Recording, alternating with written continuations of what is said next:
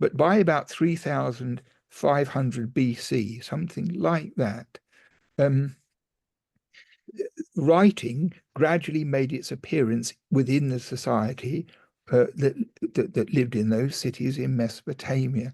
So there are various simple and interesting things about it. The first thing is that the writing itself began as pictographs, which couldn't really convey proper language. They were pictures of a simple kind that all children understand. But there was a massive jump whereby it was realized that what started out as picture signs could be used to write sounds. And when they had this idea, it became possible to record language in such a way that another person could read it back.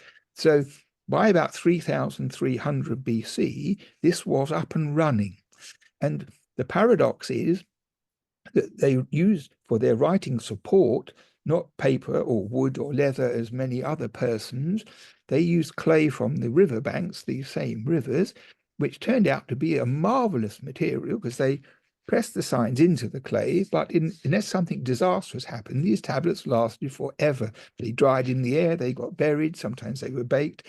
So they survive in huge quantity and indiscriminately. So we have things written by kings and judges, very serious matters, and we have poetry, and we have dictionaries and medicine and magic, but also we have private letters and secret notes and more or less all the things that people use writing for generally, in principle.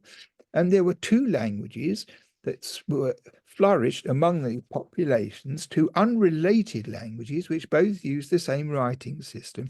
So if you go to university and learn to read and write cuneiform with your strict teacher who beats you, you have to learn the Sumerian language, its grammar and vocabulary, and the Babylonian language and its grammar and vocabulary, which are both written in identical script. So when you see a clay tablet for the first time, even if you are just nipping through the British Museum to get out the other side, you cannot tell whether they're in Sumerian or Babylonian until you read them.